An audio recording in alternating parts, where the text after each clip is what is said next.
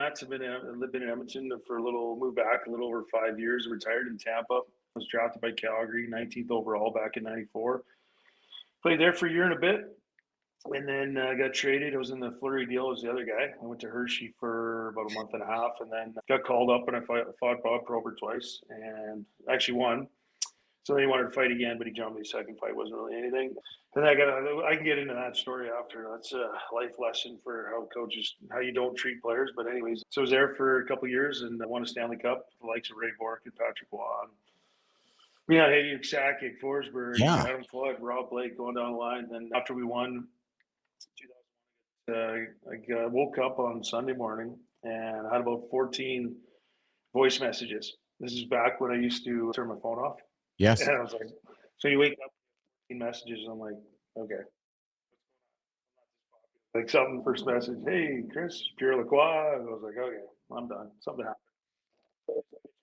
happened. And I was there for about 6 months, and I pulled my groin training camp, and just wasn't playing as much as I thought. I guess I should have or wanted to. After coming off, I was in the Stanley Cup Finals. I was playing like 9 or 10 minutes a game, which is good for a fourth line guy.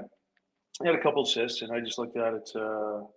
If I'm here and I'm playing 5 or 6 minutes, I'm going nowhere. I'm going to be out of the league in a couple of years. So talked to my agent, and then I got traded to Tampa, and I went there, and there was so many injuries. Like St. Louis was out, Freddie Modine was out, Tim Taylor, like going down like Dan Boyle, and so I went there, and like they were calling guys up straight from the East Coast. It was like good and bad, I guess. It was a great opportunity for some guys, and other guys, whatever. So I was there for I don't know how many years. I lived in Tampa for about 14, 15 years, give or take. Mhm. So played there, won a Stanley Cup in 2004 for a couple of years. Obviously, we had the lockout, Mr. Year Hockey, which cost me $900,000. That kind of sucked, Yeah. to be perfectly honest, but it's all right. So I played in Europe for a couple of years. I played in Sweden and Denmark, and then after Denmark, it was so depending on the league you play in, practice. So in Sweden, you practice in the morning. In Denmark, you practice at 5 o'clock because your bottom, let's say your bottom guys on your team, they have jobs. So a couple of them worked at a dealership. I think they're selling cars. One guy would fly from where would he fly from? Aalborg to Copenhagen every day because he's going to police school. So the team would pay for him. He'd fly every day. But in Europe, flights are super cheap, especially because the flight was only like 30, 40 minutes. He'd fly there and back every day. So half the practices, he'd show up halfway through practice and throw on a tracksuit or something. I'm like, what the heck is this? This is a joke. No offense or whatever. But Yeah. anyways, I was like, okay, like, good for him. And then so I did that. That was a good experience. And I played the Continental Cup and so it was good. It was fun. And then I had this coach. He's a Finnish guy. I can't remember his name, but he's like, yeah, you take face off? And I was like, yeah, absolutely. I'd taken a face off. I don't know. I think I'd taken 2 face offs in 8 years. Sorry, my phone fell. I apologize. My laptop's giving me trouble, so I'm going to try and not make anybody motion sick here. Try and keep it like that. Yeah, anyway, so it was, he's like, you take face off? I was like, sure, absolutely. And so I win the face off. And after that, I took every defense's own face off the rest of the year. So it was great. But I was dying. I was playing like 23, 24 minutes, and that's like way too much.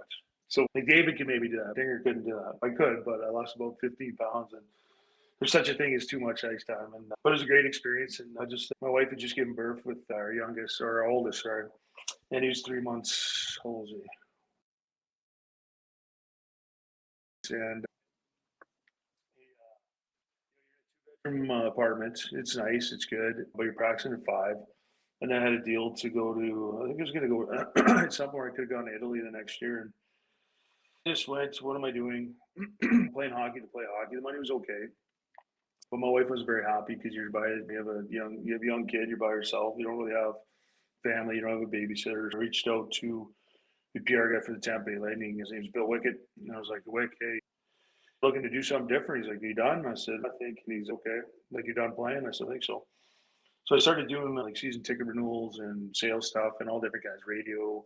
Yeah. So I started that, and then I got into actually got into TV on the broadcast. I did 12 games the first year, and then 30, 24, 30 next year, and then 50, and did that for about 8 years. My last year, I think I did 30 games in between the benches, and had actually had a morning radio show, the Kirk and Dinger morning show on CBS Radio, 98.7 The Fan, 888-9, Yeah. 98.7, Okay. 98.7. Okay. I can still Okay. remember that. That was sports talk in the morning, so I was doing both, actually. I was doing the games at night, and I was doing the radio show in the morning. So I get up at 2:30 and go for a run and do my prep, and then get to the studio about 5, go on air about 6, and then 6 to 9, and then go to practice or whatever, and go home, take a nap, and then go back to the rink if they had a game that night. And then they actually moved the TV studio. They built one in Fort Lauderdale for away games. So when I first started doing it, I was traveling with the team, which was great. You're flying on the plane. If you want a beer, red wine, or steak or chicken, you walk on the plane, it's like you're a player.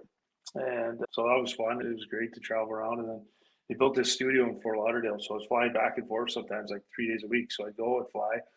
I literally do my radio show. I go off air. I drive straight to the airport. I had it down to a science. I'd park, and I always flew Southwest. And I'd check in 24 hours before. So I was in the A. And I always talk to the people very nicely. And they'd give me like a pre-board so I could sit in the first row, because I have some knee issues and back issues, but I also had to get off the plane. So I literally get on the plane, first row. It was like a 30, 40-minute flight, land. As soon as I landed, straight off the plane, I had like a carry-on. I didn't check any bags on the way to the hotel. I'd order my lunch and pretty much be there by the time I checked in. I'd eat, go for a nap, get up, work out, go to the studio, do the game that night, get up the next day, do my radio show at the studio, which was about 5-10-minute walk from the hotel in Fort Lauderdale. After that, get off air and then go straight to the airport, fly home, get home about, I don't know, 12. I'd do that 2-3 times a week. I was coaching too at the time. And so it was busy and it was good. So yeah, I did that for, like I said, the radio shows for about 2 years. And we actually got to number 5 in the market, which is unheard of, but the station as a whole wasn't doing very good. So they gave it 2 years. And if it's not making money, they flip it. And so that was done. And then I was doing TV, as I said. And then the same guy, Bill Wickett, was like, Wick, he talked to me around Christmas time. He's like, can I talk to you? I was like, sure. And he's like, I just want to let you know, we'll give you a heads up. They're going a different direction. I'm like, what do you mean? He's like, different direction. I'm like, what are you talking about? He's like, you're out. I'm like, what do you mean I'm out? I'm like, doing TV. What do you mean? He's like, you're done. And I'm like, I actually won an Emmy 3 years in a row for broadcasting. So that was a tough pill to swallow, a little disappointing. But you realize, like, the industry where sometimes it doesn't matter what you do.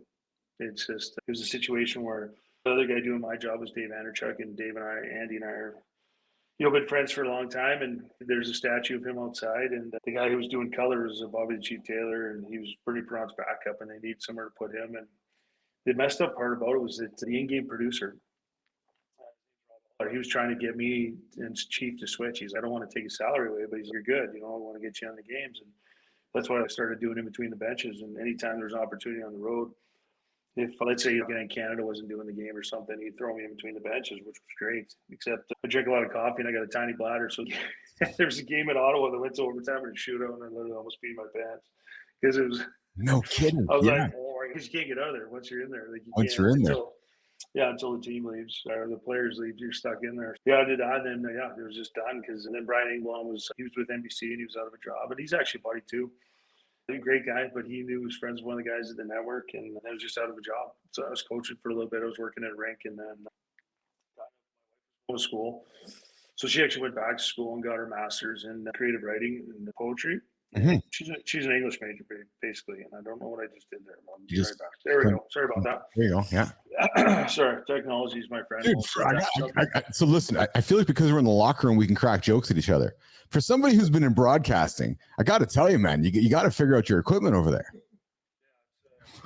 I couldn't figure out my laptop, so I'm using I have 2 phones. I got a work phone and my regular phone. What it is? That rattles my cage. Using a laptop is just it's my nemesis, because I got to type in I don't know if you can see my hands very well, but all right. So Bapple Nation, we're gonna fly Dinger to Winnipeg next time, so we can come into the studio with us, so we can give you guys a high quality studio production.